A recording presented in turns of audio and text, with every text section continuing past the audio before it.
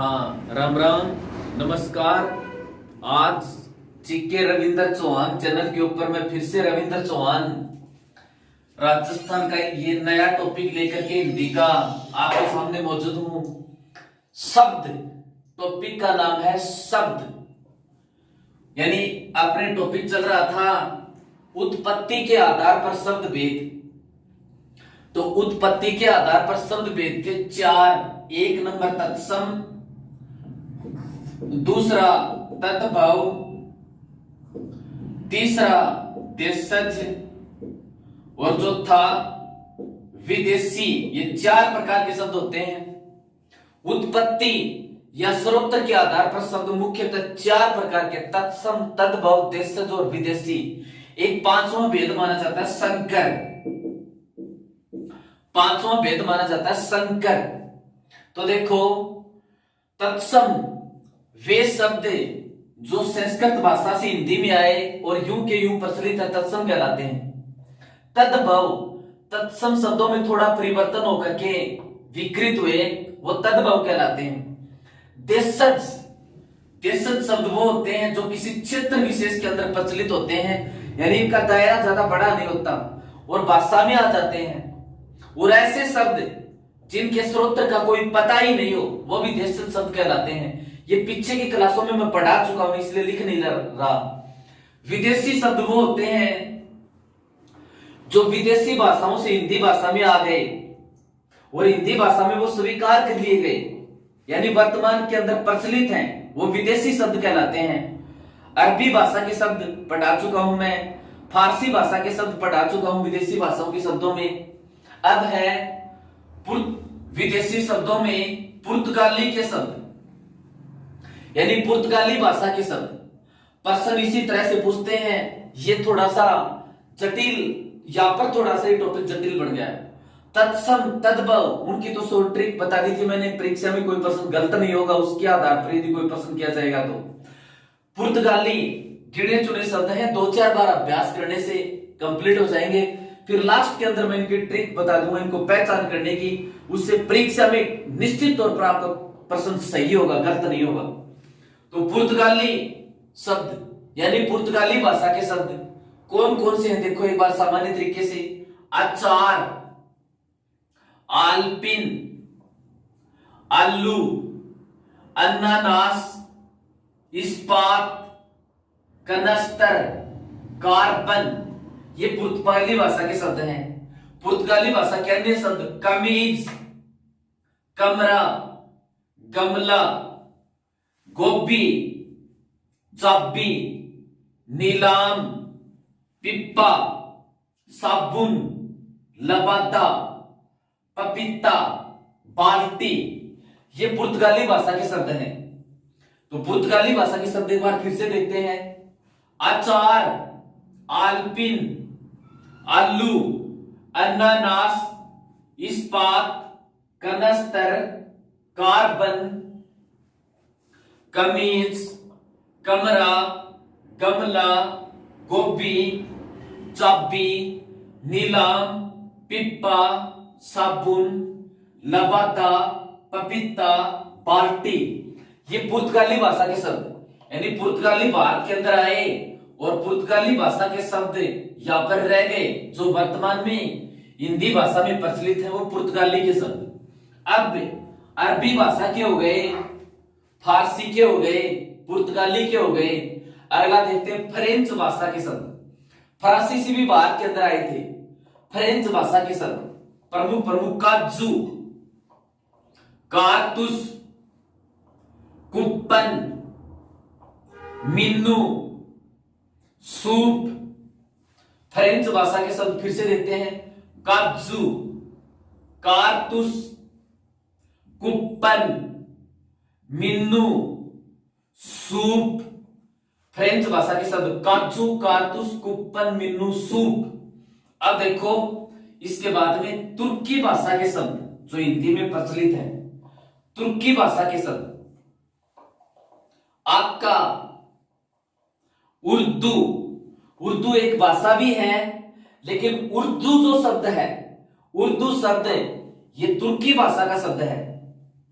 एलची, काबू, कैंची, तमाशा, बिब्बी, बेगम, चेचक, चुगली,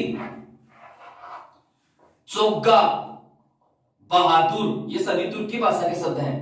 चोगा, बहादुर। अन्य शब्द देखो, मुगल, चाकू, लाश, सराय, चेचक, बहादुर, कुली, ये सारे तुर्की भाषा के शब्द हैं। एक बार फिर से देखते हैं तुर्की भाषा के शब्द। आक्का, उर्दू, एलची, काबू, कैंची, तमाशा, बिब्बी, बेगम, चेचक, चुगली।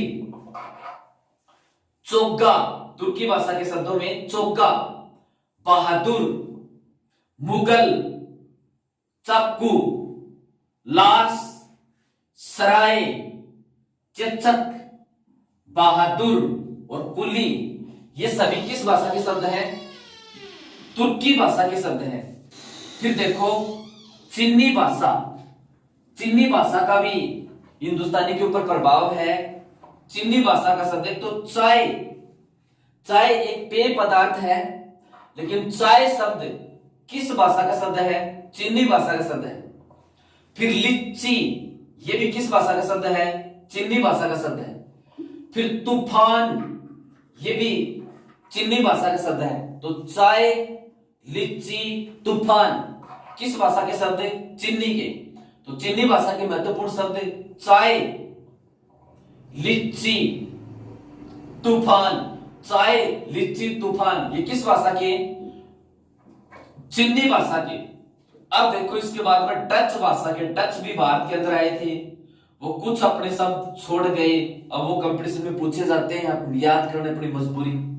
डच, डच भाषा के शब्द है तो ड्रिल, एक तुरुप, एक बम। ड्रिल, तुरुप, बम, डच भाषा के। तो डच भाषा के तो ड्रिल, तुरुप और बम। ड्रिल, तुरुप, बम सभी किस भाषा के हैं? डच भाषा के। फिर जर्मनी के शब्द। जर्मनी के शब्दों में एक किंडरगार्टन, एक शिक्षण विधि है। जर्मनी के शब्द किंडरगार्टन, नात्सी और नाजीवाद। जर्मनी के शब्द किंडरगार्टन छोटे बच्चों को पढ़ाने की एक पद्धति का नाम है। जर्मनी के शब्दों में किंडरगार्टन, नात्सीवाद और नाजीवाद। किंडरगार्टन, नात्सीवाद और नाजीवाद सभी किस भाषा के हैं? जर्मनी भाषा के। फिर देखो तिब्बती भाषा के शब्द। तिब्बत किसी समय भारत का हिस्सा था। 29 अप्रैल 1954 को पंचशील समझौते के तहत यह भारत ने चीन को दे दिया। उसका तिब्बती भाषा के शब्दों का हिंदुस्तानी के ऊपर प्रभाव है। देखो कौन कौन से शब्द तिब्बती भाषा के शब्द। डांडी, लामा।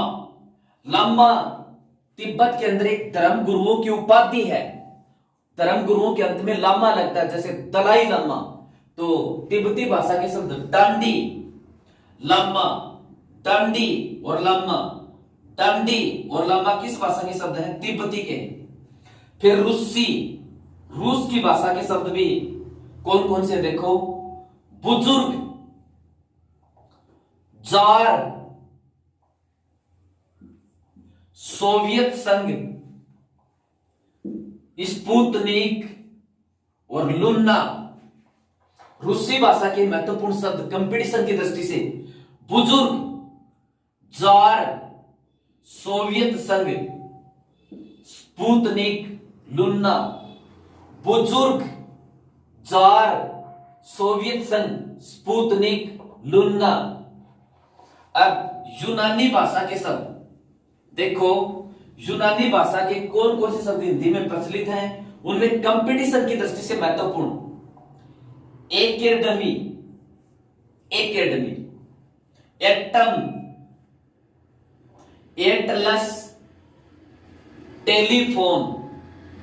यूनानी भाषा के प्रचलित महत्वपूर्ण शब्द। यूनानी भाषा के शब्द academy, atom, Atlas, telephone. Academy, atom, Atlas, telephone, ये सभी किस भाषा के शब्द हैं? यूनानी भाषा के शब्द हैं। फिर इसके बाद में देखो जापानी, जापानी भाषा के शब्द। रिक्शा, रिक्शा किस भाषा का शब्द है? जापानी भाषा का शब्द है। सायोनारा, सायोनारा भी किस भाषा का शब्द है? जापानी भाषा का शब्द है। तो रिक्शा और सायोनारा दोनों किस भाषा के शब्द है? जापानी भाषा के शब्द। फिर देखो अंग्रेजी के शब्द, अंग्रेजी के शब्द। अंग्रेज भारत में आए और भारत में लंबे समय तक वो रहे, शासन भी किया। उन अंग्रेजी भाषा के शब्द भारत के अंदर प्रचलित हुए, वो वर्तमान में भी हिंदी के अंदर चलते हैं। जैसे inspector, inspector, sub inspector,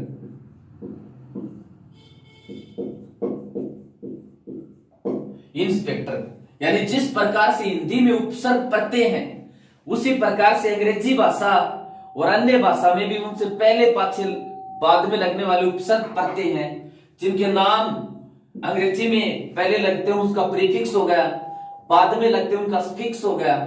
Hindi में पहले लगते हैं वो प्रत्यय, बाद में पहले लगते हैं वो उपसर्ग और बाद में लगते हैं वो प्रत्यय।